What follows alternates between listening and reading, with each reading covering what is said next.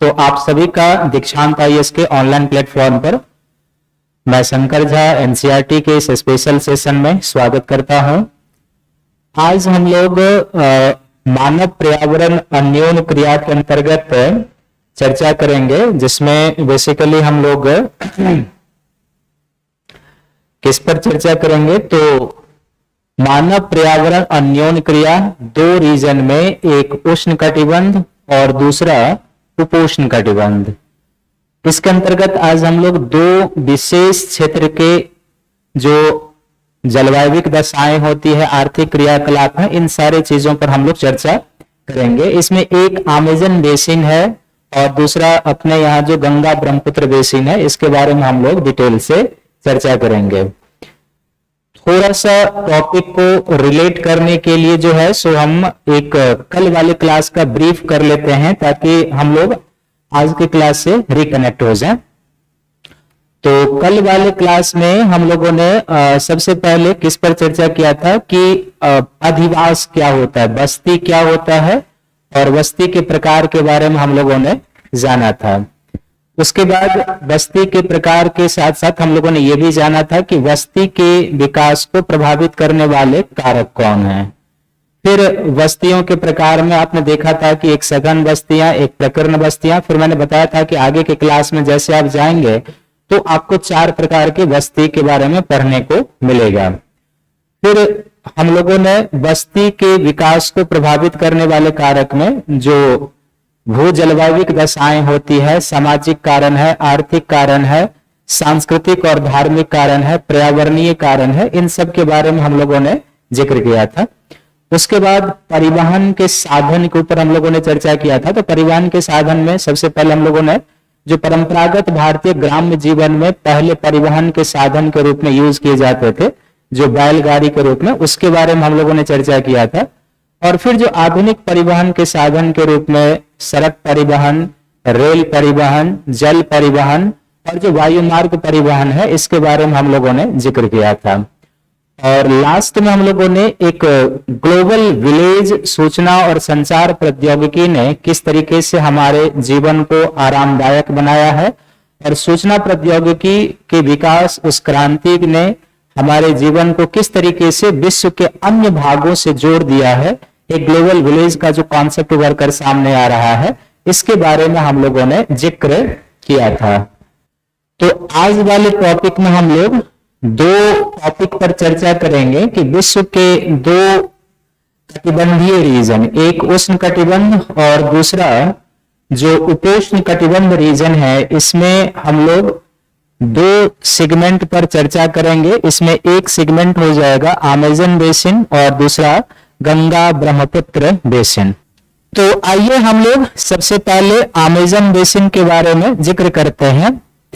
तो Amazon basin के बारे में जानेंगे, इसको एक 4 सेगमेंट के सारे समझेंगे। सबसे पहले अमेज़न बेसिन का हम लोग एक परिचय लेंगे।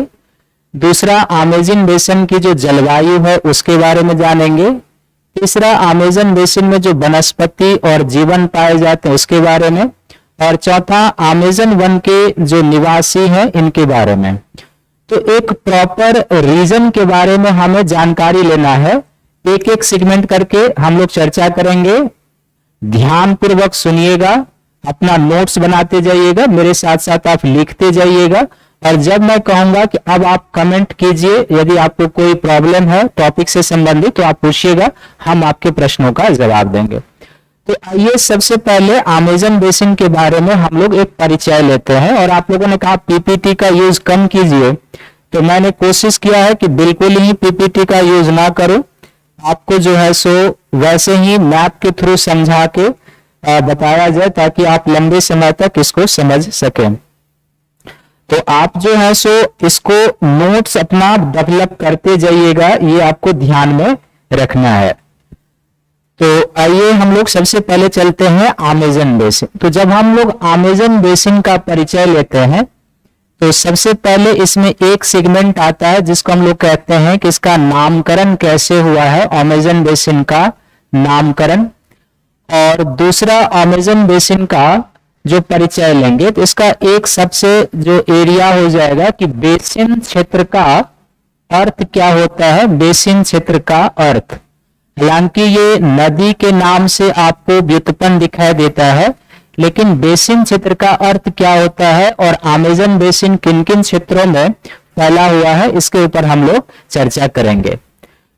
तो अमेज़न बेसिन का जो नामकरण हुआ है, ये बेसिकली क्या है कि इस क्षेत्र की खोज जो है स्पेनिश खोजकर्ताओं के द्वारा की गई है। स्पेनिश खोजकर्ता, सबसे पहले तो आपको यह ध्यान में रखना है, स्पेनिश खोजकर्ता। और ये जो स्पेनिश खोजकर्ता जब इस अमेज़न बेसिन के क्षेत्र में गए थे, तो यहाँ के जो रहने वाले लोकल लोग थे, जिसको आप एक तरीके से आदिवासी कह सकते हो यहाँ का, तो यहाँ के जो रहने वाले लोकल लोग थे, उनके आक्रमणों का उन्हें सामना करना पड़ा था। किनके आक्रमणों का सामना करना पड़ा था? तो इस स्पेनिश जो खोजकर्ता थे इस क्षेत्र के, तो यहाँ के स्थानीय निवासी के आक्रमण, स्थानीय जो निवासी अमेज़न क्षेत्र में रहने वाले थे, स्थानीय निवासी के आक्रमण का इन्हें सामना करना पड़ा था। और स्थानीय निवासी के आक्रमण का जो सामना करना पड़ा था स्पेनिश खोजकर्ताओं को, उनको एक प्राचीन घटना की याद दिला दी। वो प्राचीन घटना क्या था? तो जो प्राचीन काल में रोमन इंपायर होता था, तो रोमन साम्राज्य के महिला आक्रमणकारी, रोमन साम्राज्य के किस प्रकार के आक्रमणकारी? तो रोमन साम्राज्य के महिला आक्रमणकारी अमेजोन्स की इन्हें याद दिला दी थी। अमेजोन्स की याद।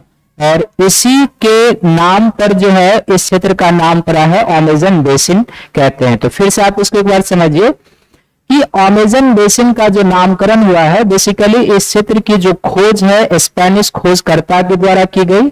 जब ये लोग स्पेनिश खोजकर्ता यहाँ पर पहुंचे थे, तो यहाँ के जो स्थानीय निवासी थे, जो ट्राइबल लोग थे, इन लोगों ने स्पेनिश खोजकर्ताओं पर आक्रमण किया था। और जब स्पेनिश खोजकर्ताओं पर इन लोगों ने आक्रमण किया, तो स्पेनिश खोजकर्ताओं को इनके आक्रमण से वो पुराने दिन आ गए जब ऑटोमन साम्राज्य का, जो ऑटोमन ना बल्कि रोमन साम्राज्य कहेंगे, रोमन साम्राज्य के जो महिला आक्रमणकारी, जिनका अन्य यूरोपीय क्षेत्रों में भी आक्रमण हुआ था, जिनको क्या कहा जाता था? अमेजोन्स कहा जाता था, उनकी याद दिला दी। तो इसी के नाम पर इस क्षेत्र का जो नाम पड़ा है वो अमेज़न बेसिन पड़ा है। अब सबसे प्रमुख बातें होती है कि अमेज़न बेसिन का विस्तार किन क्षेत्रों में है और बेसिन का अर्थ क्या होता है। तो अमेज़न बेसिन का जो विस्तार है, बेसिकली 0 डिग्री से लेके 10 डिग्री नॉर्थ और 10 डिग्री साउथ अक्षांश के बीच है। कितने के बीच है? तो अमेज़न बेसिन का विस्तार जो है विषुवत रेखा से, यहां से लगभग विषुवत रेखा निकलेगी, ये 0 डिग्री अक्षांश हो जाएगा। तो 0 डिग्री अक्षांश से यदि हम ये मान लेंगे कि ये 10 डिग्री नॉर्थ अक्षांश है, और इसको यदि हम मान लेंगे ये 10 डिग्री साउथ अक्षांश है, तो ये जो छायांकित भाग मैं कर रहा हूं, इन क्षेत्रों में अमेज़न बेसिन का क्या है? विस्तार है। ये 0 से 10 डिग्री नॉर्थ और 10 डिग्री साउथ अक्षांश के बीच का जो क्षेत्र है वो अमेज़न बेसिन का क्षेत्र है। इसका जो विस्तार है दक्षिण अमेरिका के किन देशों में होगा? तो यहां पर इसका जो विस्तार है बेसिकली इक्वाडोर में है। कहां पर है? तो इक्वाडोर में है। इक्वाडोर के साथ साथ इसका विस्तार जो है पेरू में है। पेरू के साथ साथ इसका विस्तार जो है कोलंबिया में है। कोलंबिया के साथ इसका विस्तार वेनेजुएला में है। वेनेजुएला के साथ इसका विस्तार जो है बोलीविया में है, बोलीविया। और बोलीविया के साथ इसका जो विस्तार है वो ब्राजील में भी है। तो कंट्री के हिसाब से देखेंगे तो यहां पर ब्राजील हो जाएगा, यहां पर वेनेजुएला है, यहां पर कोलंबिया है, यहां पर इक्वाडोर है, यहां पर पेरू है, यहां बोलीविया है। इन देशों में अमेज़न बेसिन का विस्तार है। अब ये जो अमेज़न बेसिन का यहाँ पर विस्तार है, नामकरण आपने जान ही लिया है। तो ये जो अमेज़न बेसिन का यहाँ पर विस्तार है, बेसिकली ये अमेज़न और उसकी सहायक नदियों का क्षेत्र है। अमेज़न एवं उसकी सहायक नदी का क्षेत्र, उसकी सहायक नदी का क्षेत्र, सहायक नदी का क्षेत्र। तो जैसे मैंने आपको पहले कहा था कि एक बेसिन क्षेत्र का अर्थ होता है कि एक प्रमुख नदी और उसकी सहायक नदी जिन क्षेत्रों से होकर अपना जल अपवाहित कर लाती है उसे हम उस नदी का बेसिन क्षेत्र कहते हैं। नदी बेसिन का अर्थ हो जाएगा कि एक प्रमुख नदी और उसकी सहायक नदी जिन क्षेत्रों से होकर अपना जल अपवाहित कर लाती है उसको हम लोग क्या कहते हैं, उस नदी का बेसिन क्षेत्र कहते हैं। तो अब यहां पर क्या है कि बिल्कुल विषुवत रेखा के समानांतर अमेज़न नदी प्रवाहित होती है और इसके दाएं और बाएं तरफ से कई सारी नदियां आकर इसमें मिलती है। तो ये अमेज़न और उसकी सहायक नदी का जो क्षेत्र है इसी को हम लोग क्या कहते हैं, अमेज़न बेसिन का क्षेत्र कहते हैं। तो तीन चीजें अभी आपने बेसिकली जान लिया है कि इस बेसिन क्षेत्र का नामकरण कैसे हुआ है, बेसिन का अर्थ क्या होता है, अमेज़न बेसिन का विस्तार किन किन क्षेत्रों में है, विस्तार 0 डिग्री से 10 डिग्री नॉर्थ और 10 डिग्री साउथ, और 0 डिग्री से 10 डिग्री नॉर्थ और साउथ कहने का अर्थ है कि ये पूर्णतः किस रीजन में आ जाता है, तो ट्रॉपिकल रीजन में आ जाता है, उष्ण कटिबंध में आ जाता है।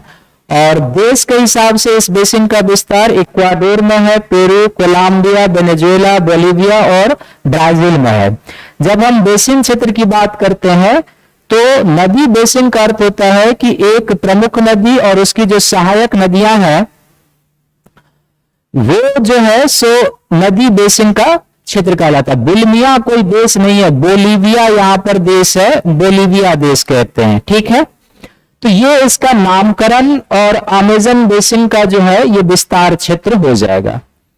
अब अगला है अमेज़न बेसिन की जलवायु कैसी है। तो जैसे अभी आपने देखा है कि ये जो है यहां पर कौन सा हो जाएगा, 0 डिग्री अक्षांश है, ये 0 डिग्री से इधर आ जाएंगे तो 10 डिग्री साउथ अक्षांश हो जाएगा और ये क्या हो जाएगा, 10 डिग्री नॉर्थ अक्षांश हो जाएगा। इन अक्षांशों के बीच अमेज़न बेसिन का क्षेत्र अवस्थित है। तो यहाँ की जलवायु कैसी होगी और किस तरह की दशाएं होंगी वो आप ध्यान से देखिए। तो कटिबंध के दृष्टिकोण से अमेज़न बेसिन का जो विस्तार हो जाएगा वो कहां पर है, तो सबसे पहले आपको ये ध्यान में रखना है कि ये उष्ण कटिबंध में आते हैं, ट्रॉपिकल रीजन के क्षेत्र में आते हैं, पहला। दूसरा, यहाँ की जो जलवायु है सालों भर यहाँ पर, चूंकि इक्वेटर यहाँ बिल्कुल नजदीक से गुजरता है तो सालों भर उच्च तापमान पाया जाता है। क्या पाया जाता है, सालों भर उच्च तापमान। और साथ ही साथ न केवल सालों भर उच्च तापमान पाया जाता है बल्कि दिन और रात के तापमान में, दिन एवं रात के तापमान में क्या होगा, दिन एवं रात के तापमान में अंतर कम होता है। तापमान में क्या होगा, अंतर कम होता है, अंतर कम। और दिन एवं रात के तापमान में अंतर कम क्यों होगा, बेसिकली उष्ण कटिबंध के क्षेत्र में है, वर्ष भर यहाँ पर सूर्य की किरणें लंबवत पड़ती है, बिल्कुल परपेंडिकुलर पड़ने के कारण क्या होता है कि सालों भर उच्च तापमान, चाहे ग्रीष्म का समय हो या शीत का, यहाँ के लोगों के लिए कोई खास परिवर्तन नहीं होता है। और दिन एवं रात के तापमान में अंतर कम होता है, लगभग एक समान दशाएं होती है क्योंकि टेम्परेचर लगभग उतना। तो दिन और रात के तापमान में अंतर कम, लगभग एक समान दशाएं होती है। चौथा क्या है कि यहां पर नमी काफी अधिक होती है। नमी या जिसको आप आर्द्रता कहते हैं, ये नमी या आर्द्रता काफी अधिक होती है, काफी अधिक। और नमी और आर्द्रता अधिक होने के कारण क्या होता है कि यहाँ के लोगों का जो एक तरीके से आप कहेंगे शरीर होता है, इसके कारण क्या होता है कि शरीर हमेशा क्या होता है, चिपचिपा होता है। पसीने के कारण शरीर यहाँ के लोगों का हमेशा चिपचिपा होता है। जैसे आप भारत में भी देखेंगे कि अभी के समय में क्या होता है कि वातावरण में नमी अधिक होने के कारण क्या होता है कि हमारे शरीर का पसीना जल्दी सूखता नहीं है, और हमारे शरीर का पसीना सूखने नहीं सूखने के कारण क्या होता है कि हम एक कष्टदायक मौसम का अनुभव करते हैं। चौथा और पांचवा क्या होता है कि यहाँ पर प्रत्येक दिन संवहनीय वर्षा होती है। प्रत्येक दिन क्या होती है? प्रत्येक दिन संवहनीय वर्षा होती है, कन्वेक्शनल रेनफॉल होती है, संवहनीय वर्षा। तो प्रत्येक दिन जो संवहनीय वर्षा होती है वो बेसिकली कब होती है? तो दिन में 2 PM से लेके 4 PM के बीच का जो समय होता है, प्रत्येक दिन संवहनीय वर्षा। और ये जो प्रत्येक दिन संवहनीय वर्षा होती है, कन्वेक्शनल रेनफॉल, इसके कारण यहाँ पर वातावरण में नमी अधिक पाई जाती है। तो ये अमेजन क्षेत्र का जलवायु दशा है, ट्रॉपिकल रीजन में पाया जाता है। सालों भर उच्च तापमान मिलते हैं यहाँ पे। दिन और रात के तापमान में अंतर काफी कम होता है, लगभग एक समान दशाएं पाई जाती है। नमी या आर्द्रता काफी अधिक होती है। नमी और आर्द्रता जहां पर अधिक होगी वहां के लोगों का जीवन क्या होता है कि अधिक कष्टदायक होता है, क्योंकि वह शरीर के पसीने को सूखने नहीं देता है। तो फिर क्या होता है कि बदन चिपचिपा रहता है, तो थोड़ा सा एक अलग कष्टदायी मौसम का आप अनुभव करते हैं। और यहाँ पर प्रत्येक दिन संवहनीय वर्षा होती है, क्योंकि सूर्य की किरणें बिल्कुल वर्टिकल पड़ती है और परपेंडिकुलर पड़ने के कारण धरातल काफी गर्म हो जाता है, और फिर यहाँ से कन्वेक्शन संवहन का विकास होता है, और उसके कारण यहाँ पर क्या होती है कि संवहनीय वर्षा होती है। तो ये अमेजन बेसिन की जलवायु की विशेषता है। नेक्स्ट हो जाएगा अमेजन बेसिन में जो वनस्पति और जंतु पाए जाते हैं वो। तो अमेजन बेसिन में जो वनस्पति और जंतु पाए जाते हैं, हम इन्हें 2 सेगमेंट में यदि कर लें, एक तरफ हम इनके वनस्पति और दूसरे तरफ यदि अमेजन क्षेत्र में पाए जाने वाले हम जंतु समुदाय को लें तो हो जाएगा। देखो यहां पर जो वनस्पति पाई जाती है इसके बारे में हम लोगों ने पहले भी पढ़ा है कि यहां पर मूल रूप से क्या होता है कि सदाबहार वन पाया जाता है। सदाबहार वन पाए जाते हैं, ट्रॉपिकल रेन फॉरेस्ट के नाम से जाने जाते हैं, सदाबहार वन पाए जाते हैं। इस सदाबहार वन की विशेषता क्या होती है? तो इस सदाबहार वन की पहली विशेषता होती है कि वृक्ष की पत्तियां काफी चौड़ी होती है। वृक्ष की पत्तियां क्या होती है? वृक्ष की पत्तियां काफी चौड़ी होती है, वाइड होती है। वृक्ष की पत्तियां काफी चौड़ी, न केवल वृक्ष की पत्तियां काफी चौड़ी होती है बल्कि लंबे वृक्ष पाए जाते हैं, लंबे लंबे वृक्ष पाए जाते हैं। और क्यों ये आपको बताए हैं। तीसरा यहां पर क्या है कि धरातल तक सूर्य का प्रकाश नहीं आ पाता है। धरातल तक सूर्य का प्रकाश नहीं आ पाता है। क्यों नहीं आ पाता है धरातल तक? तो धरातल तक सूर्य का प्रकाश इसलिए नहीं आ पाता है क्योंकि ऊपरी लेयर, एक तो वनस्पति में लेयरीकरण होता है, और लेयरीकरण होने के कारण टॉप लेयर पर जो 60 मीटर लंबे वृक्ष होते हैं उनकी पत्तियां इतनी चौड़ी होती है कि वो एक छाते जैसा आवरण बना लेते हैं, और इसके कारण धरातल तक सौर प्रकाश जो होता है वो पहुंच नहीं पाता है।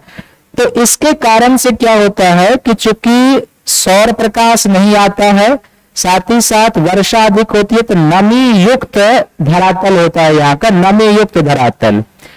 तो नमी युक्त धरातल और सूर्य प्रकाश की धरातल तक पहुंच ना होने के कारण यहां पर उसी प्रकार के वनस्पति का विकास हो सकता है धरातल पर, जिनमें नमी सहन करने की क्षमता है और जो बिना सूर्य प्रकाश की उपस्थिति में भी क्या हो सकते हैं, बढ़ने की क्षमता रख सकते हैं। ये है।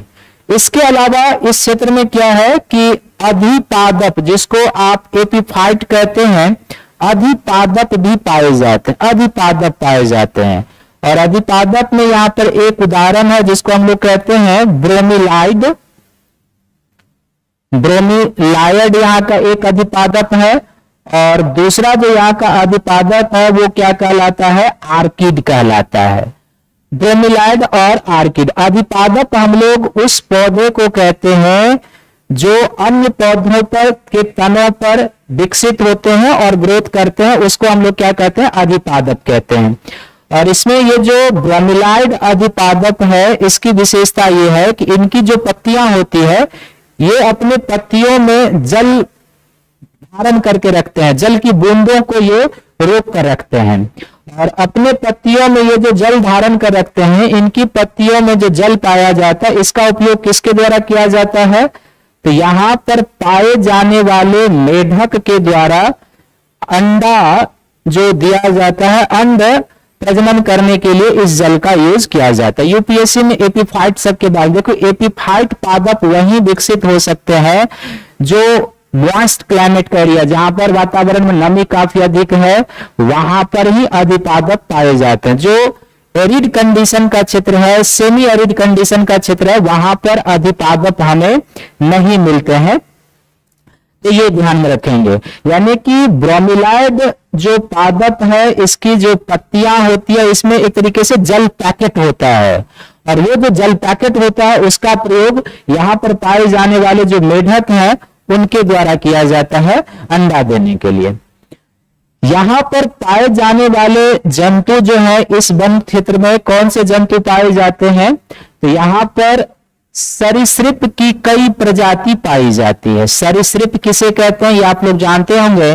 तो सरीसृप की कई सारी प्रजातियां पाई जाती है। यहां पर मगर पाया जाता है, मगर के साथ साथ यहां पर घड़ियाल पाया जाता है, घड़ियाल के साथ साथ यहां पर अजगर पाया जाता है, और अजगर के साथ साथ यहां पर एनाकोंडा जैसा जो विशाल सर्प है वो भी यहां पर पाए जाते हैं। तो यहां पर क्या है कि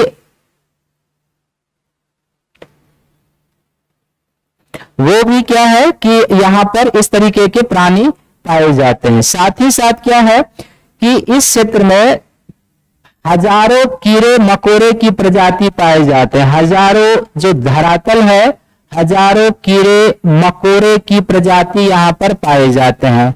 न केवल हजारों कीड़े मकोड़े की प्रजाति यहां पर पाई जाती है, बल्कि यहां पर क्या है ना कि अमेज़न नदी का जो क्षेत्र है वहां पर मांस खाने वाली मछलियां, जिसका नाम है पिरान्या, एक विशेष मछली पाई जाती है जिसका क्या नाम है? पिरान्या। इस मछली की यह विशेषता है कि ये मांस का भक्षण करती है, और इसके अलावा वनस्पतियों पर बंदर, स्लॉथ, इस तरीके के प्राणी यहां पर पाए जाते हैं। और वनस्पति तथा जंतु की इतनी जैव विविधता है कि स्थल पर संसार में सर्वाधिक जैव विविधता का ये क्षेत्र है। यानी ये जो अमेज़न बेसिन का क्षेत्र है, ये लैंड पर, स्थल पर क्या है? ये लैंड पर, स्थल पर संसार में सर्वाधिक हाई बायोडायवर्सिटी रीजन पाया जाता है। सर्वाधिक हाई बायोडायवर्सिटी का रीजन ये पाया जाता है। तो इस बेसिन क्षेत्र में वनस्पति का एक सेगमेंट है। मूल रूप से सदाबहार वन पाए जाते हैं, जिनकी पत्तियां, वृक्ष की पत्तियां काफी चौड़ी होती है। लंबे वृक्ष पाए जाते हैं, वृक्ष में स्तरीकरण पाया जाता है। और साथ ही साथ क्या होता है कि डेंस कैनोपी के कारण धरातल तक सौर प्रकाश आ नहीं पाता है। लेकिन वर्षा अधिक होती है तो जमीन काफी नमी युक्त होती है, तो जमीन से सटे हुए क्षेत्रों में उन्हीं वनस्पतियों का यहाँ पर विकास हो सकता है या होता है जिनमें नमी को नमी सहन करने की क्षमता और बिना सूर्य प्रकाश की उपस्थिति में भी ग्रोथ कर सकते हैं, वो है। अधिपादप पाए जाते हैं, जिसके बारे में आपको बताया कि अधिपादप क्या होता है वो। फिर यहाँ पर जंतु में आप देखेंगे कि जो वृक्ष है उस पर बंदर, स्लॉथ, इस तरह की कई सारे प्रजातियां पाई जाती हैं। सरीसृप में मगर, घड़ियाल, अजगर, एनाकोंडा, हजारों कीड़े मकोड़े की प्रजाति, पिरान्या एक विशेष मछली जो मांस खाती है, और साथ ही अमेज़न और उसकी सहायक नदी के क्षेत्र में विशिष्ट प्रकार की मछलियां यहाँ पर पाई जाती है। और वनस्पति तथा पादप की विविधता होने के कारण क्या है कि ये स्थल पर संसार के सर्वाधिक जैव विविधता वाले क्षेत्रों में जाने जाते। तो ये यहाँ के वनस्पति और जंतु। नेक्स्ट है अमेज़न बेसिन के निवासिक और आर्थिक क्रियाकलाप। तो सबसे पहला क्या हो जाएगा? अमेज़न बेसिन में जो रहने वाले लोग हैं उनके आर्थिक क्रियाकलाप क्या है? क्रियाकलाप क्या है? तो अमेज़न बेसिन में जो रहने वाले लोग हैं इनके आर्थिक क्रियाकलाप में सबसे पहला है कि यहाँ के रहने वाले लोग शिकार भी करते हैं, जो शिकार करते हैं, और शिकार के साथ साथ खाद्य संग्रह का भी कार्य करते हैं, शिकार के साथ साथ खाद्य संग्रह का कार्य करते हैं। इस व्यवसाय में जो शिकार और खाद्य संग्रह करने वाले व्यवसाय है, इसमें मूल रूप से कौन लगे होते हैं? तो यहाँ के जो मेल कम्युनिटी के लोग हैं वो लगे रहते हैं। दूसरी, इस क्षेत्र में रहने वाले लोगों की विशेषता ये है कि ये जो कृषि कार्य करते हैं, तो कृषि कार्य की देखभाल मुख्य रूप से किनके द्वारा किया जाता है? तो कृषि कार्य की देखभाल मूल रूप से यहाँ पर महिलाओं के द्वारा किया जाता है, महिलाओं के द्वारा, क्योंकि यहाँ पर रहने वाले जो पुरुष समुदाय के लोग हैं वो शिकार और खाद्य संग्रह के कारण क्या होता है, बाहर रहते हैं। तो फिर कृषि और अन्य चीजों की जो कृषि कलाप है ये महिलाओं के द्वारा देखा जाता है। इस क्षेत्र में जो की जाने वाली कृषि है, एक है झूम कृषि, यहां पर लोग करते हैं झूम कृषि, शिफ्टिंग एग्रीकल्चर। और झूम कृषि को ही हम लोग क्या कहते हैं? स्थानांतरित कृषि कहते हैं, स्थानांतरित कृषि कहते हैं, शिफ्टिंग एग्रीकल्चर, या इसी को हम लोग कहते हैं स्लैश या बर्न कृषि कहते हैं। इसको क्या कहते हैं? स्लैश या बर्न कृषि के नाम से जाना जाता है। ये एक ट्राइबल एग्रीकल्चर है जिसमें जनजाति समुदाय के द्वारा क्या किया जाता है कि जनजाति समुदाय के द्वारा क्या किया जाता है कि वनस्पति को काट दिए जाते हैं या जला दिए जाते हैं, वहां पर 2-3 वर्षों तक खेती करते हैं और फिर उस क्षेत्र को छोड़कर दूसरे जगह चले गए, वहां भी वनस्पति को काट दिया या जला दिए, उस तरीके से खेत प्राप्त करते हैं, फिर वहां पर 3-4 वर्षों तक खेती की और उस क्षेत्र को छोड़कर तीसरे जगह चले गए। तो इस तरीके से स्थान बदल बदल कर जो कृषि करने की प्रणाली होती है उसी को हम लोग क्या कहते हैं? झूम कृषि, शिफ्टिंग एग्रीकल्चर या स्लैश या बर्न कहते हैं। इसके अलावा यहाँ पर जो है जो सब्जी का भी उत्पादन होता है, यहाँ के लोग सब्जी का उत्पादन करते हैं। सब्जी के उत्पादन के साथ साथ यहाँ पर कुछ जो एक तरीके से आप कहेंगे वाणिज्यिक फसल है, कॉमर्शियल क्रॉप, वाणिज्यिक फसल का भी उत्पादन होता है इस बेसिन के क्षेत्र में। और वाणिज्यिक फसल में यहाँ पर आप देखोगे कोको की खेती होती है, कोको एक पेय पदार्थ है, कोको की खेती होती है, रबर की खेती होती है। रबर का जो मूल स्थान है वो बेसिकली क्या है? अमेज़न बेसिन का ही क्षेत्र है। फिर यहाँ पर कोको, रबर, इसके अलावा अन्य फसलों में जो है, अन्य फसलों में भी ये लोग जो उत्पादन करते हैं, इसमें एक टैपियोक है, टैपियोक के साथ साथ ये एक कसावा का उत्पादन करते हैं, कसावा, टैपियोक का उत्पादन करते हैं, कसावा का उत्पादन करते हैं, अनानास का उत्पादन करते हैं। ये यहाँ का जो है मुख्य फसल है। इसमें जो कसावा है यहाँ के लोगों का जो है मुख्य खाद्य पदार्थ है, ये क्या है? मुख्य भोजन है, आप ये कह सकते हो। कसावा यहाँ के लोगों का मुख्य भोजन है। कसावा जो है आलू के समान एक फसल है जो जमीन के अंदर बोई जाती है। ये अफ्रीका में भी बड़े पैमाने पर होता है और यहाँ पर भी होती है। अफ्रीका के लोगों का भी जो भोजन है उसमें कसावा बड़े पैमाने पर शामिल है। तो टैपियोक, कसावा, अनानास जैसे फसल, और साथ ही साथ यहाँ पर कृषि के तहत क्या होता है कि मत्स्यन भी यहाँ के लोगों का एक व्यवसाय है, मत्स्यन भी करते हैं। अमेज़न और उसके क्षेत्र सहायक नदियों में जो मछलियां मिलती है वो यहाँ पर मत्स्यन के रूप में भी ये लोग करते हैं। साथ ही साथ वाणिज्यिक फसलों जैसे कोको, रबर, जो कॉफी होता है, ये भी कुछ मक्का का भी उत्पादन करते हैं, खाद्य पदार्थ के रूप में मक्का का भी उत्पादन करते हैं। यहाँ पर जो लोगों का आवास है अमेज़न बेसिन के क्षेत्र में, जो यहाँ के निवासी हैं, यहाँ पर 2 प्रकार के आवास मिलते हैं। एक होता है मोलाका, एक होता है मोलाका। तो मोलाका जो यहाँ का आवास है लोगों का, बेसिकली क्या है कि ये मोलाका मधुमक्खी के छत्ते के समान होते हैं। तो मधुमक्खी के छत्ते के समान आवास जो होता है उसको मोलाका कहा जाता है, जहां पर ये लोग रहते हैं। और कुछ लोग अब चूंकि यहाँ पर बड़े पैमाने पर जो है विकास की प्रक्रिया भी हुई है, तो जो अपार्टमेंट जैसे क्षेत्र होते हैं उसमें भी यहाँ के लोग रहते हैं, लेकिन कुल मिलाकर घर की जो छत होती है वो कैसी होती है, ढलवा छतें होती है, क्योंकि प्रत्येक दिन संवहनीय वर्षा से वर्षा काफी अधिक होती है। तो छतें जो यहाँ की होती है वो किस तरीके से बनाई जाती है, ढलवा छतें बनाई जाती है। और चूंकि ये जो अमेज़न बेसिन का क्षेत्र है, इस अमेज़न बेसिन के क्षेत्र में क्या है कि लगभग 1970 के समय एक ट्रांस अमेज़न मार्ग का निर्माण किया गया था, सड़क मार्ग, एक तरीके से ट्रांस अमेज़न सड़क मार्ग। तो ट्रांस अमेज़न महामार्ग है या जो सड़क मार्ग है, ये बेसिकली ट्रांस का अर्थ होता है आर पार, एक भाग से दूसरे भाग तक, यानी कि इक्वाडोर से शुरू होकर ब्राजील तक।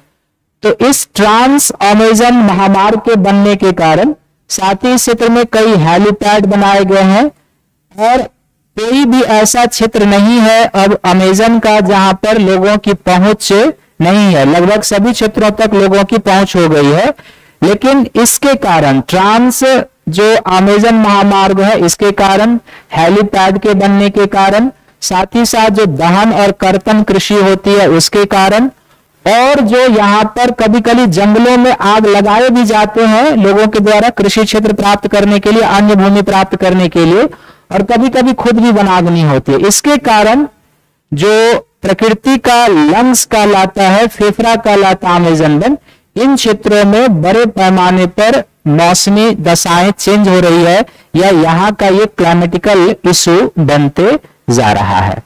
तो ये आपको अमेज़न के बारे में याद रखना है। फिर से एक बार हम पीछे जाते हैं, इसमें आपने क्या क्या पढ़ा है। तो अमेज़न बेसिन का नामकरण कैसे हुआ वो आपने पढ़ा है। दूसरा, अमेज़न बेसिन का विस्तार किन किन देशों में है, बेसिन क्षेत्र का क्या अर्थ होता है, इसके बारे में आपने पढ़ा है। तीसरा, आपने अमेज़न बेसिन की जो जलवायु और उसकी विशेषता है उसके बारे में आपने पढ़ा है। फिर अमेज़न बेसिन की जो वनस्पति और जंतु है, तो वनस्पति समुदाय किस तरीके के हैं, प्राणी समुदाय किस तरीके के मिलते हैं, उसके बारे में जाना है।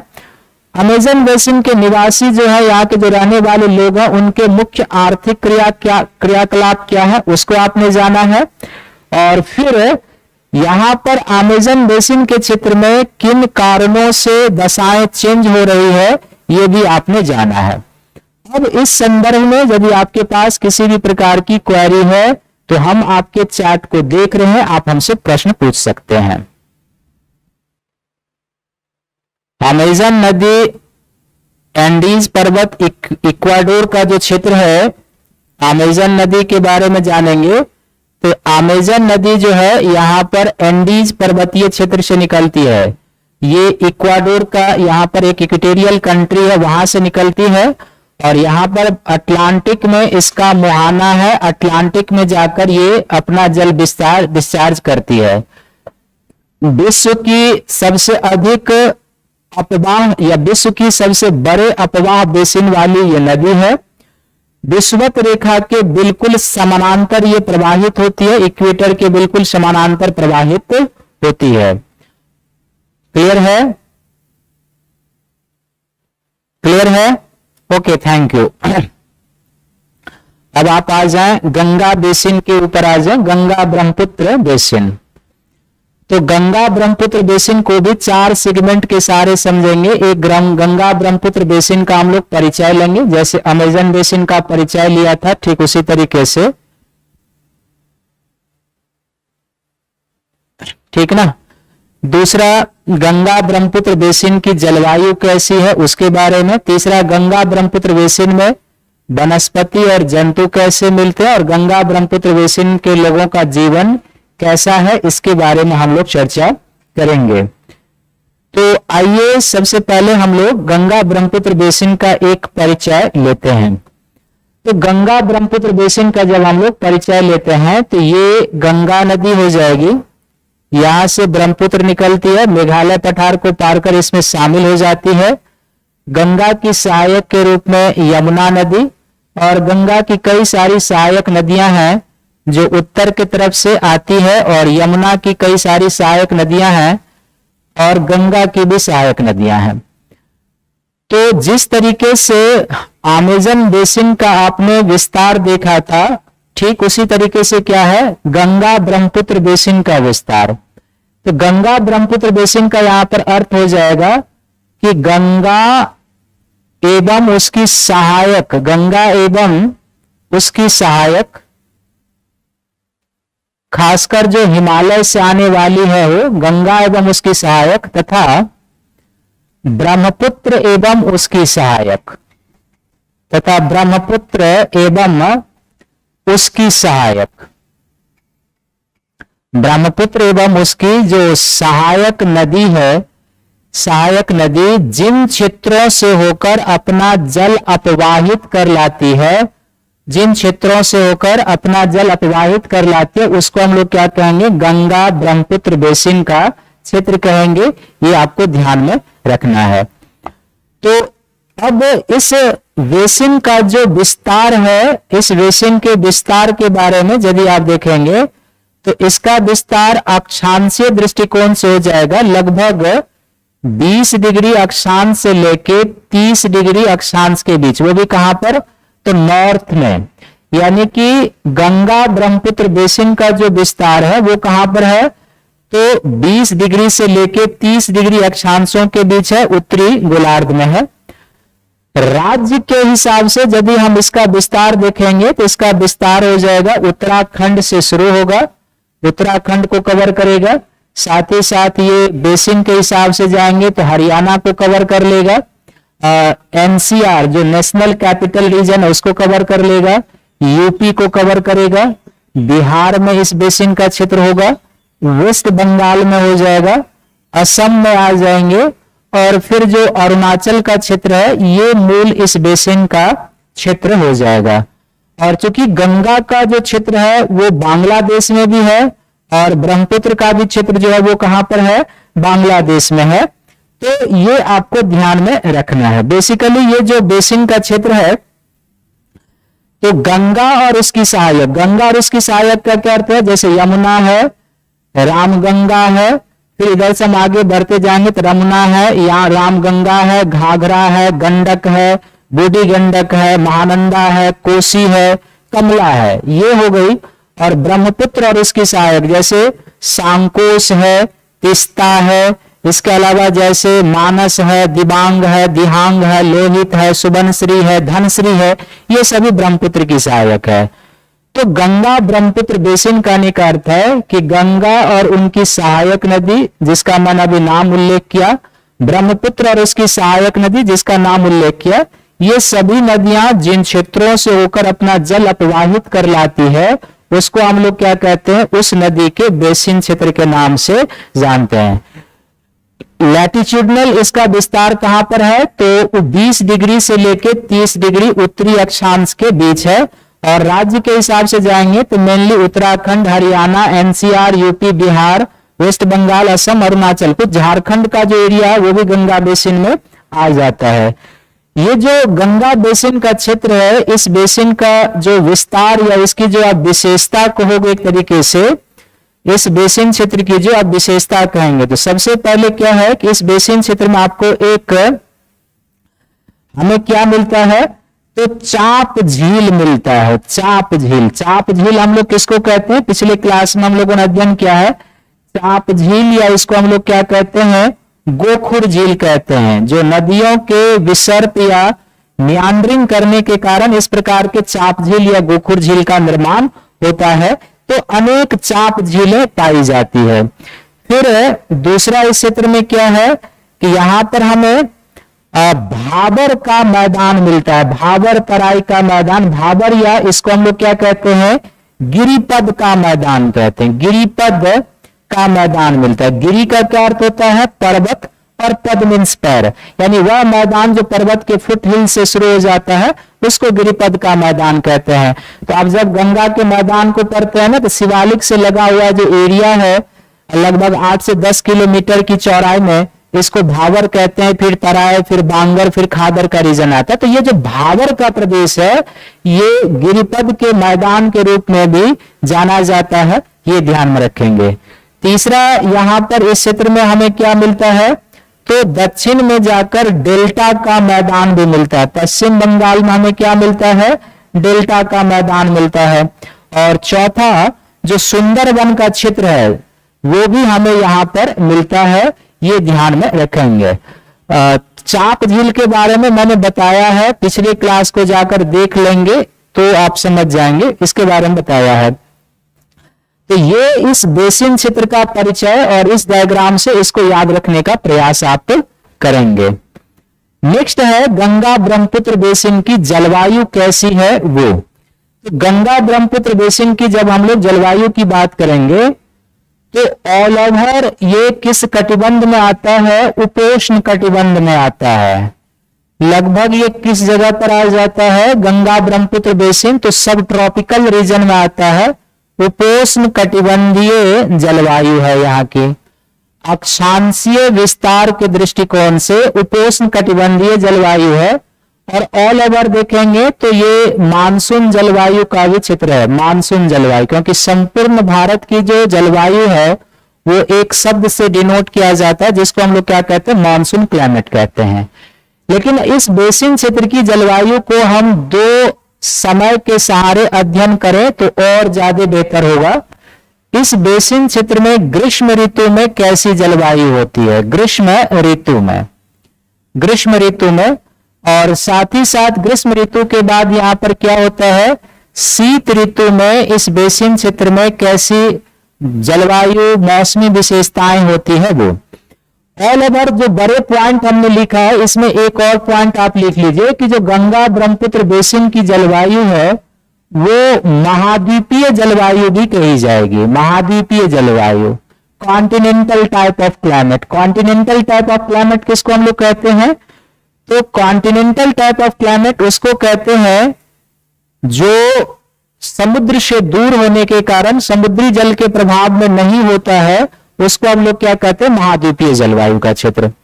तो उत्तर भारत का जो संपूर्ण मैदानी राज्य है, जैसे यूपी उत्तराखंड है, वो तो पर्वतीय में भी आ जाएगा, जैसे यूपी है, बिहार है, वेस्ट बंगाल का जो उत्तरी पार्ट हो जाएगा, असम का एरिया हो जाएगा, एनसीआर हो जाएगा, ये सभी महाद्वीपीय जलवायु वाले क्षेत्र हैं। और महाद्वीपीय जलवायु की दो विशेषताएं होती है। एक यहाँ पर क्या होता है? दैनिक और वार्षिक तापांतर काफी अधिक होता है। और दैनिक और वार्षिक तापांतर जहां पर अधिक हो वहां पर एक्सट्रीम टाइप ऑफ क्लाइमेट होता है, यानी वहां पर गर्मी भी अधिक पड़ेगी और सर्दी भी अधिक पड़ती है। ठीक है। अब ग्रीष्म ऋतु में आप देखोगे कि यहाँ का जो गंगा और ब्रह्मपुत्र बेसिन की जलवायु होती है वो कैसी होती है? तो ग्रीष्म ऋतु क्या होता है कि ग्रीष्म ऋतु इस क्षेत्र में काफी गर्म होता है और गर्म होने के साथ साथ ये क्या होता है? आर्द्र भी होता है, क्योंकि नमी काफी अधिक होती है। तो ग्रीष्म ऋतु गर्म और आर्द्र। दूसरा, दिन और रात के तापमान में अंतर अधिक। दिन एवं रात के तापमान में क्या होगा? दिन एवं रात के तापमान में क्या होता है? अंतर अधिक होता है। यहां पे अंतर अधिक। और दिन और रात के तापमान में जो अंतर अधिक होता है, तीसरा पॉइंट क्या हो जाएगा कि इस समय ग्रीष्म ऋतु में लू के द्वारा प्रभावित होते हैं यहाँ के क्षेत्र। लू के द्वारा। लू क्या है ये आपको पता है। लू बेसिकली राजस्थान के पश्चिमी भाग और पंजाब के मैदानों में उत्पन्न होने वाली एक प्रकार की पछुआ पवनी होती है, महाद्वीपीय पछुआ पवनी, धूल भरी पवनी होती है। और ये जब यहां से उत्पन्न होता है तो पूरे मैदानी राज्य को प्रभावित करता है, इवन कि बंगाल तक भी इसका प्रभाव होता है। और ये धूल भरी पछुआ पवनी होती है, नमी कम होती है। तो जब हम इस प्रकार के पवन के संपर्क में आते हैं जिसका temperature more than 40 degree centigrade से अधिक होता है, तो ये हमारे शरीर के नमी को एब्जॉर्ब कर लेता है, जिसके कारण हमारा डिहाइड्रेशन होता है और हम पानी की कमी महसूस करने लगते हैं। तो लू के प्रभाव में ये क्षेत्र होते हैं। न केवल लू के प्रभाव में बल्कि यहाँ पर मानसून पूर्व के दौरान वर्षा भी होती है। मानसून पूर्व के समय, तो मानसून पूर्व के समय जो यहाँ पर वर्षा होती है वो एक होती है काल बैसाखी से। नाम सुना होगा इसका, काल बैसाखी से और दूसरा किससे होती है, नार्वेस्टर से होती है, नार्वेस्टर से। ये जो काल बैसाखी और नार्वेस्टर है ये बेसिकली एक प्रकार का क्या है, थंडर स्टॉर्म है। क्या है एक प्रकार का, ये एक प्रकार का थंडर स्टॉर्म है। इस थंडर स्टॉर्म में क्या होता है, इसमें गरज के साथ छींटें पड़ती है, लाइटनिंग होती है, थंडरिंग यानी बिजली चमकता है, मेघ गर्जन होती है, कभी कभी ओला भी पड़ता है, बौछार के रूप में अल्पकालीन वर्षा होती है, कभी कभी तेज पवनें भी चलती है। तो ये काल बैसाखी बंगाल में मुख्य रूप से चलता है, लेकिन इसका इम्पैक्ट झारखंड में भी, बिहार में भी और पूर्वोत्तर में भी। और काल बैसाखी के समान असम और पूर्वोत्तर भारत में जो चलता है उसको हम लोग क्या कहते हैं, नॉर्वेस्टर करते हैं। मानसून पूर्व का समय है, इसका अर्थ है कि ये जो थंडर स्टॉर्म आते हैं ये अभी के समय आते हैं। बेसिकली इनका जो समय होता है वो अप्रैल में और मई में इस प्रकार के रीजनल थंडर स्टॉर्म इन क्षेत्रों में अधिक आते हैं। और पांचवा, यहां पर इन क्षेत्रों में क्या होती है कि ग्रीष्म ऋतु में दक्षिण पश्चिम मानसून पवन से वर्षा प्राप्त होता है। दक्षिण पश्चिम मानसून पवन से क्या होता है, दक्षिण पश्चिम मानसून पवन से वर्षा, और वो भी कहां से, तो गंगा ब्रह्मपुत्र बेसिन में जो वर्षा होती है वो मेनली बंगाल खाड़ी की जो मानसून पवनें हैं अभी के समय में आएगी, इन्हीं मानसून पवनों से वर्षा होती है। तो गंगा ब्रह्मपुत्र बेसिन में जो ग्रीष्म ऋतु में वर्षा होती है वो किससे होती है, दक्षिण पश्चिम मानसून के समय से, मानसून पवन से वर्षा, और किस शाखा से, तो बंगाल खाड़ी की शाखा से ब्रह्मपुत्र बेसिन में भी और गंगा बेसिन के राज्यों में भी वर्षा होती है। तो ये हो गया ग्रीष्म ऋतु का। शीत ऋतु में कैसा होता है, तो जैसे ये गर्म होता है ग्रीष्म ऋतु, ठीक उसके विपरीत शीत ऋतु में क्या होता है, ये काफी ठंड का अनुभव करते हैं, काफी ठंड होती है। यहाँ पे एक महाद्वीपीय जलवायु है तो विशेषता होगी ही। दूसरा क्या होता है कि कभी कभी इन क्षेत्रों में शीत लहर का प्रकोप भी आता है, जैसे ग्रीष्म ऋतु में लू या हीट वेव का प्रकोप होता है, ठीक वैसे ही क्या होता है, ठीक वैसे ही यहां पर क्या होता है कि शीत ऋतु में कोल्ड वेव चलता है। कोल्ड वेव हम लोग कहते हैं जब 24 घंटे के अंदर वायु का टेम्परेचर गिरकर 4 डिग्री सेंटीग्रेड या उसके नीचे चला जाए तो वैसी पवन को हम लोग शीतलहर कहते हैं। शीतलहर का भी प्रकोप होता है। तीसरा, इन क्षेत्रों में क्या होता है कि ये जो गंगा ब्रह्मपुत्र बेसिन है शीत ऋतु में पश्चिमी विक्षोभ से वर्षा प्राप्त करते हैं। वेस्टर्ली डिस्टर्बेंस का आपने नाम सुना होगा, जो भूमध्य सागर के उत्पन्न होता है, तो पश्चिमी विक्षोभ से यहां पर क्या होती है, वर्षा होती है। तो चूंकि ये पश्चिमी विक्षोभ पश्चिम से आता है इसलिए वर्षा की मात्रा जैसे जैसे पूर्व की ओर जाएंगे कम होते जाती है, लेकिन शीत ऋतु में पश्चिमी विक्षोभ से यहां पर क्या होता है, वर्षा होती है। ये आपको ध्यान में रखना है। और चूंकि यहां पर क्या है कि हिमालय की ऊंची और लंबी श्रृंखला, लॉन्ग एंड लॉफ्टी रेंज है, तो हिमालय की ऊंची और लंबी श्रृंखला होने के कारण ये क्षेत्र जो है साइबेरिया या सेंट्रल एशिया के जो शीत लहर होते हैं उससे बच जाते हैं, क्योंकि ये जो शीत लहरें होती है जो साइबेरिया से आकर सेंट्रल एशिया को प्रभावित करती है वो भारत भी आ सकता था, लेकिन चूंकि हिमालय की जो 8000 मीटर ऊंची पर्वतीय चोटी सब लॉफ्टी रेंज है, और जो रेंज है उसके कारण क्या होता है कि ये शीत भरी पवनें पार नहीं कर पाती है, और हम या गंगा ब्रह्मपुत्र बेसिन के लोग उस प्रकार के कड़ाके की सर्दी से बच जाते हैं जिससे सेंट्रल एशिया के लोगों को सामना करना पड़ता है। तो बिल्कुल दोनों साइड हमने सिग्निफिकेंसली अंतर कर दिया है, आपको इस तरीके से ध्यान में रखने हैं। नेक्स्ट जो हो जाएगा गंगा ब्रह्मपुत्र बेसिन के वनस्पति और जंतु। तो दो सेगमेंट यहां पर भी कर लेते हैं। एक यहां का वनस्पति वेजिटेशन कैसा है आप पढ़े भी हैं, थोड़ा सा आपको जानना वेजिटेशन किस तरीके का वनस्पति है ऑल ओवर वो। और दूसरा यहाँ के जो प्राणी समुदाय है वो मेन प्राणी समुदाय कौन पाए जाते हैं गंगा ब्रह्मपुत्र बेसिन में, ये हमें यहां पर ध्यान से समझना है।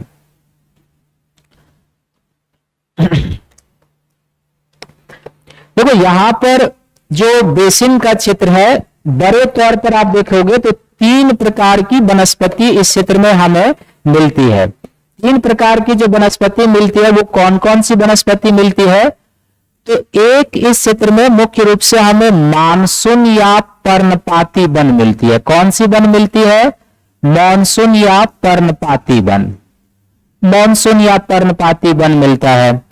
और ये जो पूरा का पूरा एरिया जो मैं डॉटेड कर रहा हूं, बेसिकली ये मानसून या पर्णपाती वन कहां पर मिलेगा?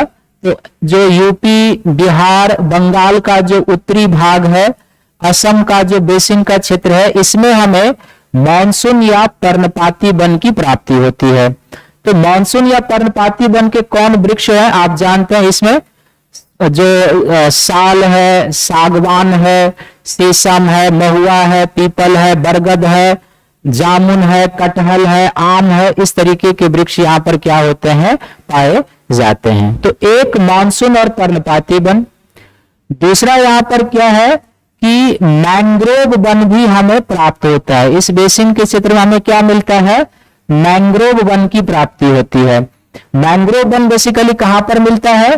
तो पश्चिम बंगाल में जो गंगा डेल्टा का क्षेत्र है वहां पर हमें मैंग्रोव वन की प्राप्ति होती है। तो इस बेसिन के क्षेत्रों में पहला आपने देखा कि मानसून या पर्णपाती वन मिलता है, और दूसरा आपको गंगा का जो डेल्टा रीजन है पश्चिम बंगाल में, वहां पर मैंग्रोव वन की प्राप्ति होती है। तीसरा, इस बेसिन के जो पर्वतीय राज्य है वहां पर शंकुधारी वन भी प्राप्त होता है।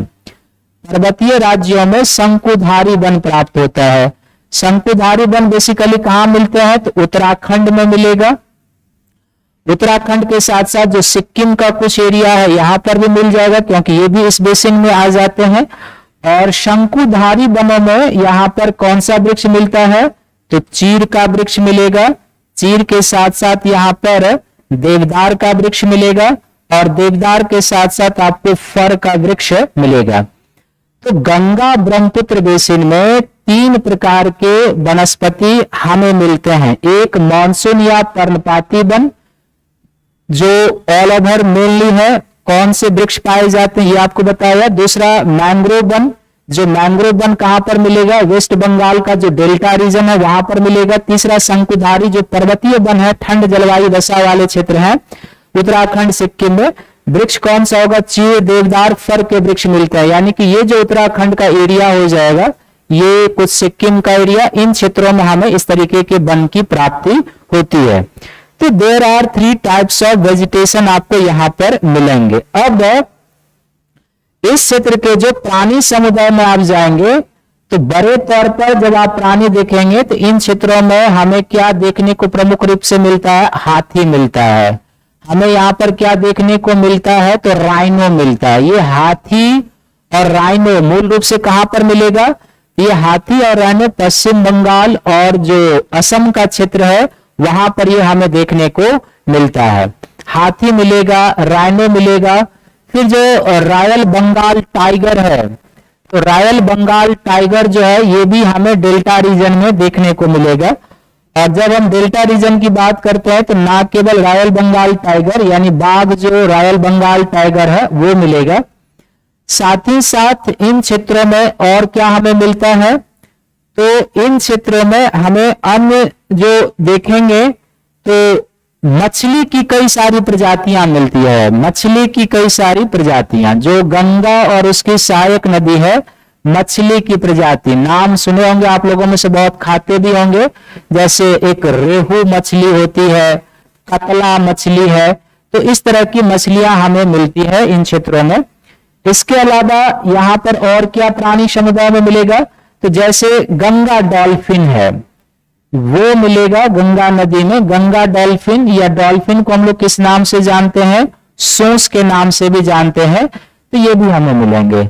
और यहाँ पर वन्य प्राणी के क्षेत्र में असम आप देखेंगे कि हमें क्या मिलता है? कांजीरंगा मिलता है। कांजीरंगा नेशनल पार्क है यहाँ पे।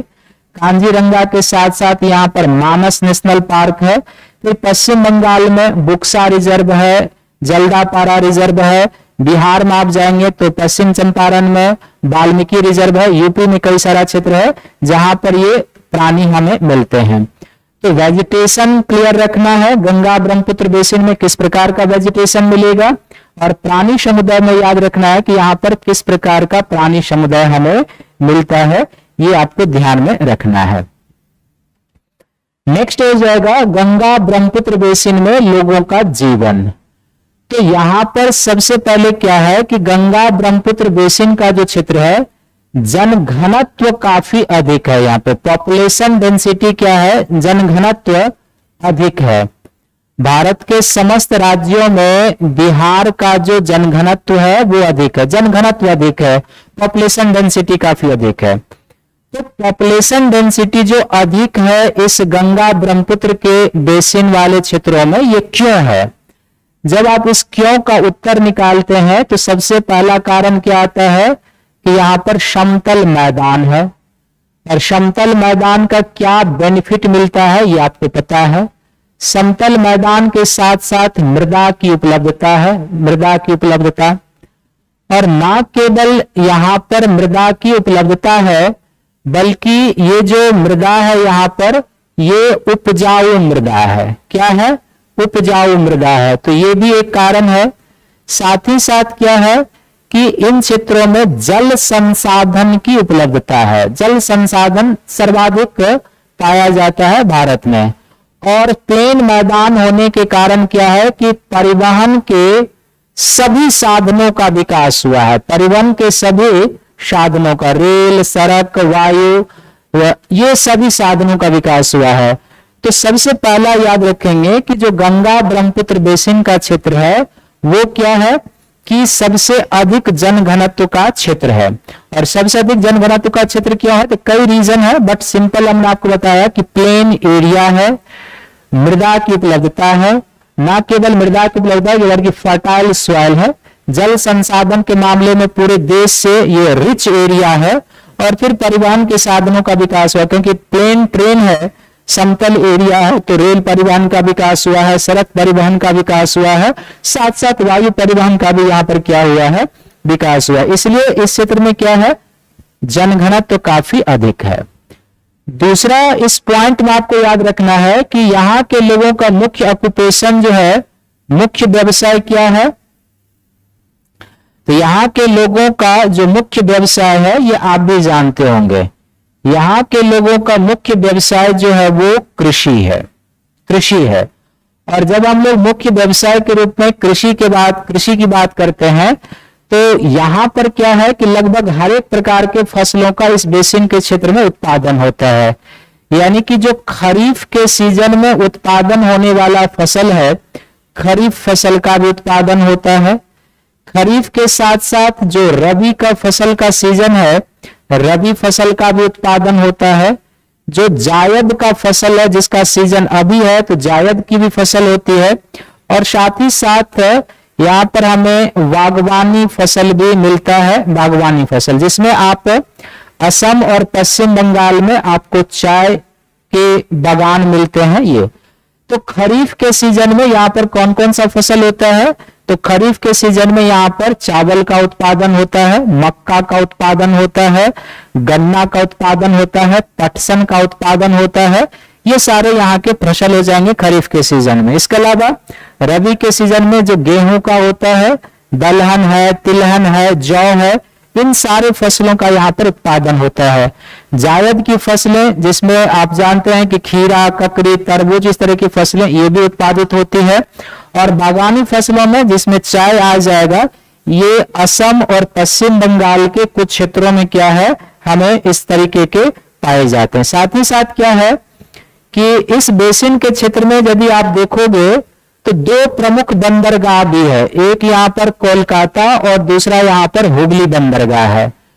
तो इस बेसिन के क्षेत्र में क्या है कि एक कोलकाता बंदरगाह है, एक कोलकाता बंदरगाह है और दूसरा कौन सा है, हुगली बंदरगाह है।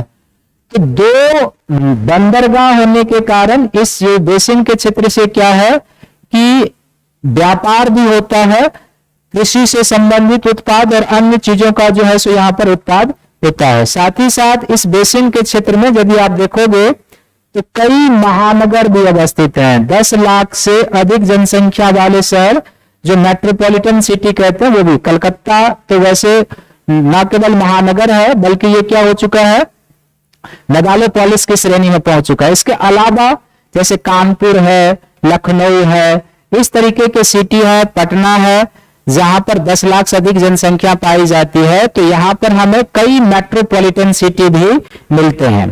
तीसरा और चौथा पॉइंट आपको ध्यान में रखना है कि यहां के लोगों का जो मुख्य भोजन है, इस क्षेत्र में रहने वाले लोगों का जो मुख्य भोजन है वो क्या है?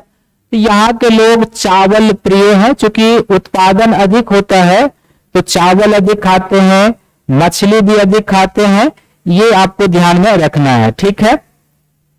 और मैदानी क्षेत्र है तो मैंने पहले ही कहा कि परिवहन के साधन विकसित हुए, वायु परिवहन, सभी प्रकार के परिवहन यहाँ पर विकसित है, कई हवाई अड्डे भी यहाँ पर पाए जाते हैं। साथ ही साथ इस क्षेत्र में कई सारे पर्यटन के भी केंद्र हैं, पर्यटन के केंद्र।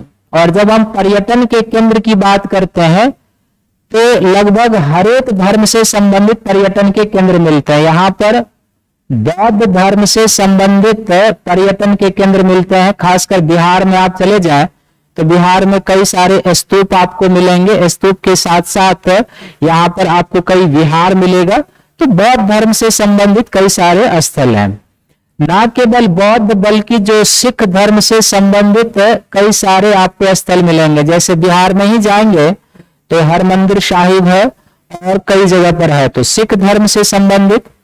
साथ ही साथ यहाँ पर जाएंगे तो हिंदू धर्म से संबंधित भी कई सारे आपको धार्मिक स्थल मिलेंगे। पश्चिम बंगाल में भी, असम में भी, बिहार में भी, और सब आप जानते हैं कि यहाँ पर कितने जो हैं हिंदू धर्म से संबंधित। और साथ ही साथ क्या है, मुस्लिम धर्म से संबंधित भी कई सारे स्थल अवस्थित हैं। जैसे आप लखनऊ में चले जाएं तो इमामबाड़ा, छोटा इमामबाड़ा है, बड़ा इमामबाड़ा है, यहाँ पे ये है। तो इस तरीके से हर एक धर्म से संबंधित सांस्कृतिक केंद्र, पर्यटन के केंद्र यहाँ पर मिलते हैं। और साथ ही साथ यहाँ पर क्या है कि इस क्षेत्र में जो कुछ राज्य हैं वहां पर जनजातीय संस्कृति भी काफी विकसित है। जनजातीय संस्कृति भी इस बेसिन के राज्यों में मिलते हैं। खासकर आप अरुणाचल में चले जाओ तो अरुणाचल में आपको जनजातीय संस्कृति मिलेगी, कुछ सिक्किम में मिलेगा, जो वहां पर लेप्चा जनजाति पाई जाती है वो मिलता है। और साथ ही साथ क्या है कि उत्तराखंड में भी आप जाएंगे तो कुछ आपको यहाँ पर मिलेगी। तो ये इस बेसिन के क्षेत्र का है।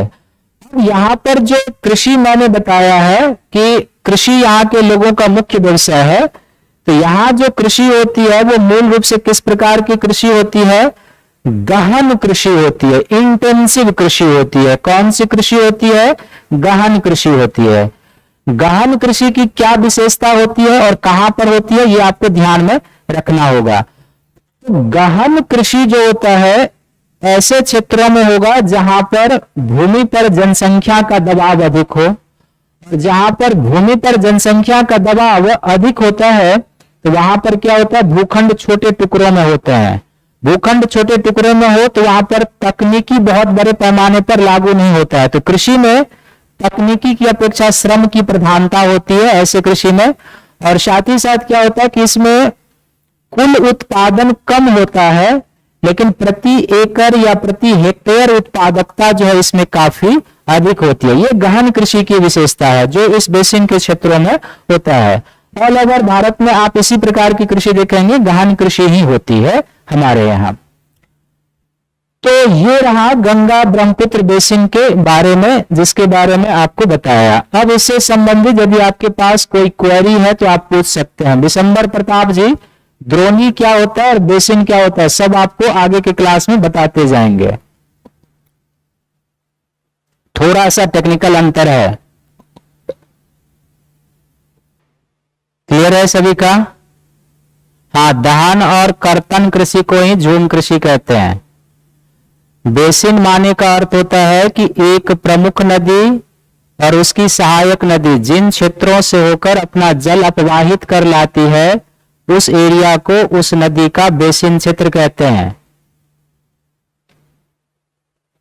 चंबल नदी गंगा की सेकेंडरी सहायक है। चंबल नदी यमुना की प्रिंसली सहायक और गंगा की सेकेंडरी सहायक हो जाएगी, या आप कह सकते हैं मूलतः वो यमुना की सहायक और यमुना गंगा की सहायक रूप में। मुहाना कहेंगे जहां नदी सागर में अपना जल डिस्चार्ज करती है, छोड़ती है, उसे नदी का मुहाना कहते हैं। कोई नदी सागर में या झील में यदि इनलैंड है, जहां पर अपना जल डिस्चार्ज करती है सागर में जाकर, उसको उस नदी का मुहाना कहते हैं। कुछ एमसीक्यू है, आप उसको करो जल्दी से। पहला प्रश्न है, अमेजन बेसिन का विस्तार इनमें से किन देश में? Brazil, Peru, Bolivia, Uruguay. किन देश में अमेजन बेसिन का विस्तार है? जल्दी से बताइए। तो अमेजन बेसिन का विस्तार कहां कहां पर होगा? आपको याद होगा, इसका विस्तार ब्राजील में है, पेरू में है, बोलीविया में है, उरुग्वे में नहीं है। तो 1, 2, 3 हो जाएगा, यानी कि सी आपका आंसर हो जाएगा। 1, 2, 3 है, सी आंसर होगा। नेक्स्ट प्रश्न है, कुछ प्रश्न है, आप कर लो। अमेजन बेसिन की जलवायु के बारे में सत्य कथन का चयन करना। पहला, प्रत्येक दिन संवहनीय वर्षा, दिन और रात का तापमान एक समान, उच्च आर्द्रता। तो इसमें से कौन अमेजन बेसिन की जलवायु की विशेषता है? आपको चूज करना है। Quick, fast fast. कौन सी अमेजन बेसिन की जलवायु की विशेषता है? अभी पढ़ा है आपने। पहला विषय है कि यहां पर प्रत्येक दिन 2 से 4 बजे के बीच में संवहनीय वर्षा, दिन और रात का तापमान लगभग एक समान होता, बहुत अंतर नहीं है, मैंने बताया था। और उच्च आर्द्रता, नमी काफी अधिक होती है। तो फिर क्या हो जाएगा? आपका आंसर डी हो जाएगा। सभी सही हैं। नेक्स्ट है, सुमेलित युग्मक का चयन करिए। क्या ब्रोमिलाइड एक अधिपादप है? क्या पिरान्या चींटी खाने वाली मछली है? क्या कसावा आलू के समान का एक फसल है? इसमें से कौन सही है, ये आपको बताना है।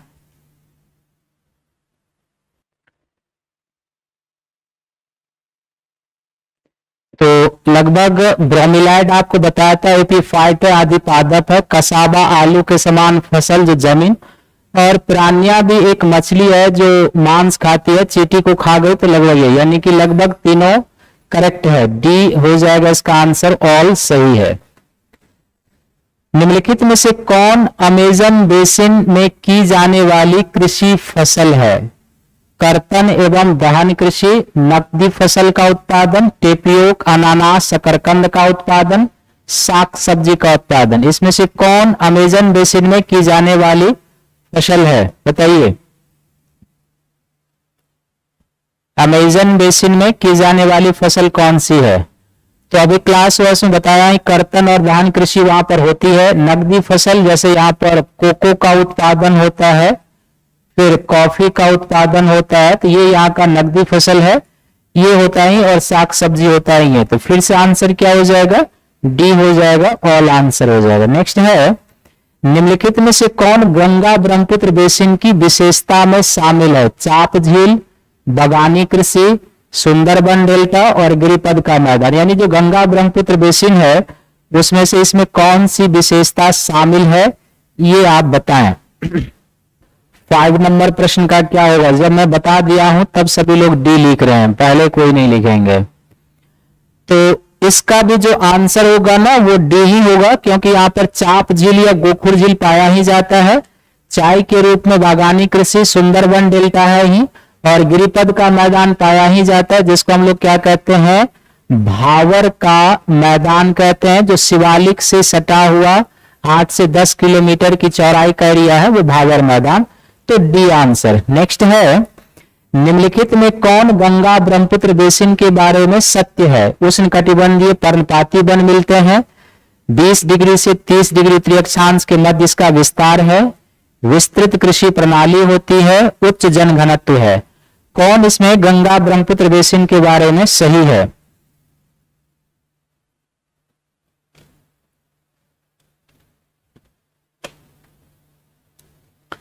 बताओ। 6 नंबर प्रश्न का उत्तर बताइए सभी लोग, क्विक फास्ट फास्ट। क्या होगा छठे नंबर प्रश्न का उत्तर?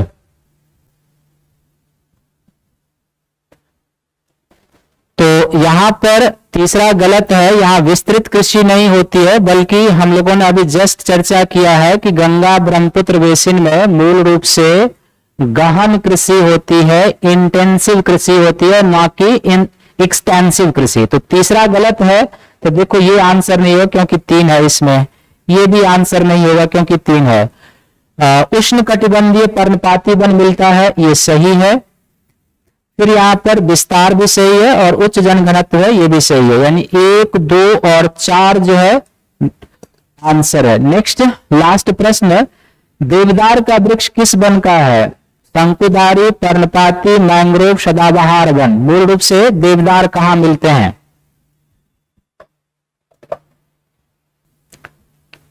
छह में भी सब डी लगाए थे।